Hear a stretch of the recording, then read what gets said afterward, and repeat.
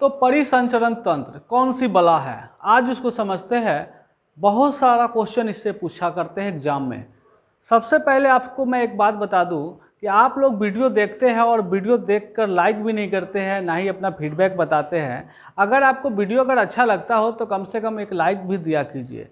आपको पता नहीं है कि वीडियो बनाने में कितनी मेहनत होती है। एक वीडियो बनाने वाला ही जानता है कि कितनी मेहनत के बाद जो है वीडियो को अपलोड किया जाता है। आप लोग सिर्फ देखते हैं, बस देख लेते हैं, आपको प्रॉफिट भी होता है उससे, लेकिन अपने तरफ से आप एक भी लाइक भी नहीं करते हैं। छोड़ो, आप शेयर भी नहीं करते हो, लाइक को छोड़ो, शेयर भी नहीं करते हो, नहीं सब्सक्राइब करते हो। देखिए, आपका तो पैसा कहीं जाता नहीं है। हमको तो ऐसा लगता है कि आप लोग को पैसा कहीं कट ना जाए, हमारे अकाउंट से कहीं किसी को सब्सक्राइब करेंगे तो मेरा 1 रुपया कट जाए। तो ऐसा मत थिंकिंग कीजिए। मैं इसी तरह मजाक में बोल रहा हूँ। आपको लाइक करो या फॉलो करो या कुछ भी करो या ना करो तो आप लोगों के ऊपर है। मेरा काम है वीडियो बनाना। आप लोगों को मेरे वीडियो से आपको थोड़ा भी आपको जानकारी मिलता है तो हमको इससे ज़्यादा खुशी कोई किसी और बात का नहीं, आपके लाइक से भी नहीं होगा। ठीक है, तो चलिए शुरू करते हैं। परिसंचरण तंत्र। देखिए, परिसंचरण तंत्र क्या होता है। सभी पदार्थों के लिए जो है ना, हमारे शरीर में ना एक परिसंचरण तंत्र का निर्माण किया गया हुआ है। किसका निर्माण किया गया हुआ है? सभी पदार्थों के परिवहन के लिए शरीर में परिसंचरण तंत्र का विकास किया हुआ है। कहने का मतलब है, जो हम लोग खाते हैं, हमारे शरीर में जो ऊर्जा की ज़रूरत होती है, हम लोग जो काम करते हैं उसके लिए हमको ऊर्जा कहाँ से आते हैं? हम लोग भोजन करते हैं, है कि नहीं। अब उसको सही जगह पे पहुँचाएगा कौन? आप थोड़ी ना पहुँचा दोगे वहाँ पर, ले जाओ पहुँच जा दिए, अपना हाथ से थोड़ी ना उठा के शरीर के अंदर में कैसे पहुँचाओगे? उसके लिए परिसंचरण तंत्र का निर्माण हुआ है शरीर में। कहाँ ज़रूरत है, किस चीज़ को कहाँ ज़रूरत है उसको जगह पे पहुँचाना, कहाँ पे हानिकारक पदार्थ है वहाँ से उठाकर जहाँ पे ले जाना है, क्योंकि शरीर से भी उसको बाहर निकालना है। तो सारा क्रियाएं जो होते हैं परिसंचरण तंत्र के द्वारा ही होता है। और परिवहन तंत्र भी उसी को कहा जाता है। किसको कहा जाता है? ऐसी जो क्रियाएं किया जाता है उसी को कहते हैं परिवहन तंत्र। देखिए, आपको ये समझ में आ गया होगा परिसंचरण तंत्र होता क्या है। ये बहुत बड़ी बला नहीं है, बस समझने की फेर है कि नहीं। अब शरीर के अंदर में जो भी जैविक क्रियाएं होती है उसके लिए महत्वपूर्ण हमको जो ज़रूरत होता है, क्या ज़रूरत होता है हमारे शरीर के लिए? ग्लूकोज ज़रूरी है, ऑक्सीजन ज़रूरी है, और अमीनो एसिड है, हार्मोन चाहिए, विटामिन चाहिए, ये सब जैविक क्रिया है। ठीक है, महत्वपूर्ण जैविक क्रिया के महत्वपूर्ण पदार्थ है। ठीक है, अब जैविक क्रियाओं के दौरान जो उत्पन्न जो हानिकारक पदार्थ होते हैं उसको देखिए। अब कार्बन डाइऑक्साइड, जो भी जैविक क्रियाएं हमारे अंदर हो रहा है उसे ऐसे भी तो है कि उससे हानिकारक पदार्थ भी उत्पन्न होता है कि नहीं। यूरिया है, ये सब क्या होता है? इसके लिए भी ऑर्गन है, इसके ऑर्गन के जो भी है इसके लिए निकासी द्वार है, यूरिया वगैरह, कार्बन डाइऑक्साइड, है कि नहीं। हम लोग सांस ग्रहण करते हैं, सांस को छोड़ते हैं, तो इस दौरान में हम लोगों का कार्बन डाइऑक्साइड क्या है, छोड़ते हैं तो हमारा जो कार्बन डाइऑक्साइड है चला जाता है। ऑक्सीजन हम लोग ग्रहण करते हैं, तो बचपन से आप लोग जानते हैं, इसीलिए इसमें डिटेल में जाना नहीं है। ठीक है, अब क्या होता है कि परिसंचरण तंत्र भी 2 प्रकार होते हैं। एनिमल में जो है, एनिमल में द्रव के आधार पर अगर देखा जाए तो परिसंचरण तंत्र 2 प्रकार के होते हैं। देखिए, पहला कौन होता है? जल परिसंचरण तंत्र। जल परिसंचरण तंत्र जो है क्या है? अब वो कौन सी बला है भाई? देखिए, जल परिसंचरण तंत्र, अब कोई ऐसा जीव होता है ना, उसके शरीर में ना जल का प्रवाह होता है। ठीक है ना, जिस शरीर में जल का प्रवाह होगा, ठीक है ना, जल का प्रवाह करने वाला जो तंत्र है उसको क्या कहेंगे? परिसंचरण, जल परिसंचरण तंत्र कहेंगे। और रक्त परिसंचरण तंत्र कौन होगा? जैसे कि इसमें पहले इसका हाइड्रा जो हो गया, इसका एग्जाम्पल में हो गया, हाइड्रा में जल का प्रवाह होता है, जल का प्रवाह होगा। रक्त परिसंचरण तंत्र में सभी जीव समझिए। अब इसमें क्या होगा? तो रक्त का प्रवाह होगा। किसका होगा? रक्त का प्रवाह होगा इसमें। ठीक है, अब पढ़ेंगे, मेन टॉपिक अपना क्या है? रक्त परिसंचरण तंत्र। ठीक है ना, ये तो इसका थोड़ा डिटेल हो गया, परिसंचरण तंत्र होता क्या है। अब क्या है, रक्त परिसंचरण तंत्र में क्या है कि रक्त का प्रवाह होगा। क्या होगा इसमें? जल परिसंचरण तंत्र में क्या है? जल का प्रवाह। इसमें क्या है? रक्त का प्रवाह। ठीक है, उसके बाद जो है निर्माण इसका कहाँ होता है? रक्त परिसंचरण तंत्र का जो निर्माण कहाँ होता है? तो देखिए, निर्माण रक्त तथा हृदय में होता है। निर्माण कहाँ होता है? रक्त तथा हृदय में होता है। रक्त पदार्थों का परिवहन करता है। जो भी हमारे शरीर में जो भी हम पदार्थ ग्रहण करते हैं उसका परिवहन कौन करता है? तो रक्त यानी कि खून के द्वारा ही होता है। ठीक है। रक्त को जो है गति कौन देता है?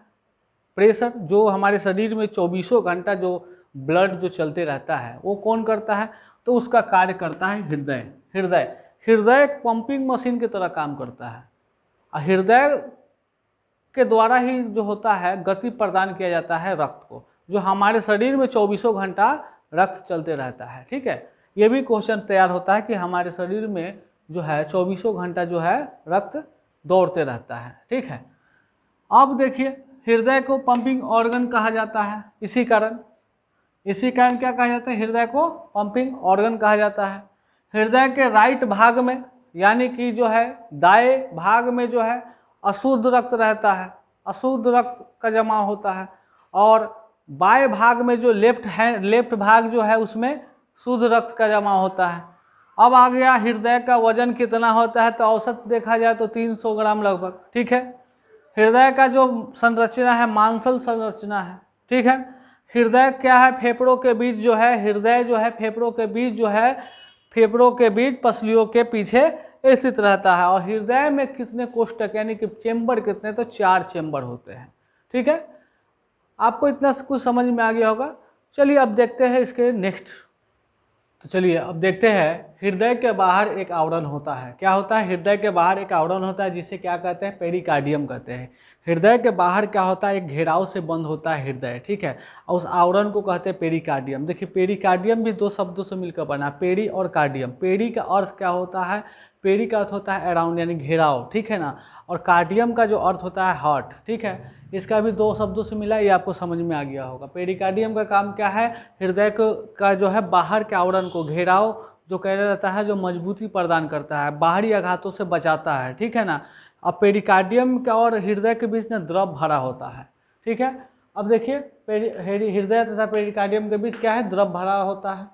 हृदय के ऊपर वाले जो चेंबर को क्या कहते हैं? आलिंद कहते हैं। ऊपर वाले चेंबर को, हृदय का जो देखिए 4 चेंबर होता है, 2 ऊपर 2 नीचे होता है। ठीक है। ऊपर वाला जो चेंबरवा होता है उसको कहते हैं आलिंद, और नीचे वाला जो चेंबरवा है उसको कहते हैं निलय कहते हैं। ठीक है। ये भी आपको समझ में आ गया होगा। आलिंद का जो निर्माण जो होता है पसली तथा कमजोर जो होता है मांसपेशियों से होता है। आलिंद का जो निर्माण क्या होता है? कमजोर एवं मांसपेशियों जो होता है, कमजोर मांसपेशियों से होता है। और इसीलिए इसमें क्या होता है? रक्त का जमाव होता है। इसीलिए इसमें क्या होता है? रक्त का जमाव होता है। जब शरीरवा से पूरा रक्त घूम के आएगा अशुद्ध बन के, शुद्ध तो जाएगा पूरा शरीर में, अब पूरा जब शरीर में रक्त का जो पूरी तरह जो चक्कर लगा लेगा, फिर लौट के फिर क्या होता है? हृदय में ही वापस आता है। और वो जो रक्त होता है उसको कहते हैं अशुद्ध रक्त। ठीक है ना। वो भी हम बताएंगे इसके बाद वाला में, जब हम लोग पढ़ेंगे ये नेक्स्ट वीडियो जो है फ्लो ऑफ ब्लड, जो शरीर में जो है रक्त का प्रवाह, उसमें हम लोग जानेंगे कौन शुद्ध रक्त होता है, कौन अशुद्ध रक्त होता है, शुद्ध रक्त को कौन पहुंचाता है, अशुद्ध रक्त को कौन पहुंचाता है। ठीक है ना। उससे भी क्वेश्चन बहुत सारा आता है। ठीक है। नेक्स्ट में क्या है? निलय जो होता है मजबूत एवं मोटी मांसपेशियों से बना होता है। निलय क्या होता है? मजबूत एवं मोटी मांसपेशियों से बना होता है। इसीलिए भाग में क्या है? अत्यधिक दबाव उत्पन्न होता है, क्योंकि इस भाग में अत्यधिक दबाव होता है। जब पंपिंग होगा तो दबाव होगा करेगा, कमज़ोर होगा तो फटिए जाएगा। कहने का मतलब क्या होगा? कमज़ोर होगा तो फट जाएगा। इसीलिए इसमें क्या होता है? मोटी मांसपेशियों और मजबूत मांसपेशियों से बनता है, क्योंकि इसमें दबाव जो होता है ज़्यादा होता है। इसी कारण इसको जो बनता है निलय का जो मांसपेशियाँ होता है मोटी और मजबूत होता है। ठीक है। अब इसके बारे में हम लोग समझते हैं कि देखिए, चेंबर तो आप लोग जानेगा कोष्ठक। चेंबर जो होता है मानव शरीर में जो है हृदय में 4 चेंबर होते हैं। उसी प्रकार बहुत सारे जंतु में ना अलग अलग चेंबर होते हैं। देख लीजिए, इससे भी सवाल एक पूछ ही देता है एग्जाम में। ठीक है। देखिए, तिलचट्टा की बात करेंगे, तिलचट्टा कॉकरोच, उसमें 13 को चेंबर होता है, 13 कोष्ठक होता है, 13 चेंबर होता है। मछली में कितना होते हैं? 2 चेंबर होते हैं। मेढक में 3 चेंबर होते हैं। और सरीसृप जो होता है अपवाद में, इसमें 3 चेंबर होते हैं, लेकिन अपवाद में वो घुस गए है कौन? मगरमच्छ। कौन घुस गया हुआ है? एगो मगरमच्छ घुस गया हुआ है, जिसमें 4 को चेंबर होता है। ठीक है। अब पक्षी हो जाता तथा स्तनधारी, उसमें क्या है? 4 चेंबर होगा। ठीक है। और केंचुआ जो है उसमें 8 चेंबर होता है। ये जो है रक्त परिसंचरण तंत्र का जो है, इतना ही वीडियो में टॉपिक आपका ख़त्म हो जाता है। आपका ज़्यादा मिनट का वीडियो भी नहीं बना, आपको इसमें बहुत सारा क्वेश्चन भी पकड़ा जाएगा।